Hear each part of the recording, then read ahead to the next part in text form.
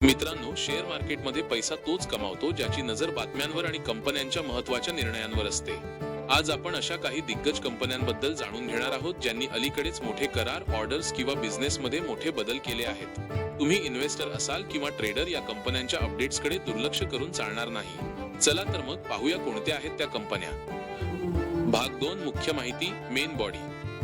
Electric आणि energy sector. Future tech. Ola electric.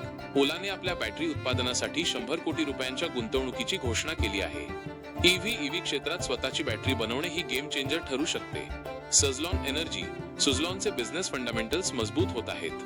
Brokerage संस्था यावर लक्ष ठेवून आहेत. जरी किमतीत चढ उतार असले तरी कंपनीची ऑर्डर बुक मोठी आहे. 2. इन्फ्रा आणि रिन्युएबल एनर्जी.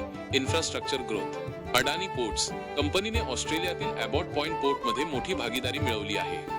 जागतिक स्तरावर आपला विस्तार वाढवण्यासाठी हा मोठा निर्णय आहे. विक्रम इंजिनिअरिंग. कंपनीला 600 मेगावॉट सोलर प्लांटसाठी तब्बल 2035 कोटींची मोठी ऑर्डर मिळाली आहे. रिन्युएबल एनर्जी मधील ही एक मोठी अपडेट आहे. सुराना टेलिकॉम आणि जीपीटी इन्फ्रा या दोन्ही कंपन्यांना अनुक्रमे सोलर आणि रेल्वेकडून कोट्यवधींच्या ऑर्डर्स मिळाल्या आहेत, जे कंपनीच्या भविष्यातील उत्पन्नासाठी चांगले संकेत आहेत. 3. टेक आणि मेटल सेक्टर. टेक आणि मेटल्स.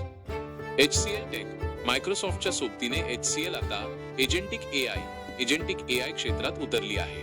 तंत्रज्ञानाच्या जगात हा एक क्रांतिकारी बदल ठरू शकतो. टाटा स्टील. टाटा स्टील आता टाटा ब्लूस्कोप स्टीलवर पूर्ण ताबा मिळवत आहे. यामुळे स्टील क्षेत्रातील त्यांचे वर्चस्व अधिक मजबूत होईल.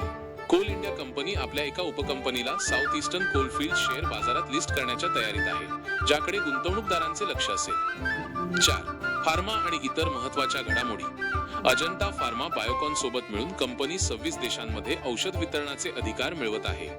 एमक्यूर फार्मा या कंपनीच्या गुजरात प्लांटला अमेरिकेच्या USFDA कडून ग्रीन सिग्नल EIR मिळाला आहे, ज्यामुळे त्यांच्या निर्यातीला वेग येईल. गॉडफ्रे फिलिप्स कंपनीने आगीमुळे झालेल्या नुकसानीसाठी 344 कोटींचा विमा क्लेम केला आहे, ज्याचा परिणाम त्यांच्या आर्थिक ताळेबंदावर होऊ शकतो. तर मित्रांनो, या होत्या त्या महत्त्वाच्या घडामोडी ज्या येणाऱ्या काळात या शेअर्सच्या हालचालींवर परिणाम करू शकतात. लक्षात ठेवा, कोणतीही गुंतवणूक करण्यापूर्वी स्वतःचा अभ्यास करा किंवा आर्थिक सल्लागाराची मदत घ्या. तुम्हाला यापैकी कोणत्या सेक्टरमध्ये अधिक संधी वाटते? कमेंट्समध्ये नक्की सांगा. आणि अशाच शेअर मार्केटमधील सोप्या मराठी अपडेट्ससाठी चॅनलला सबस्क्राईब करायला विसरू नका.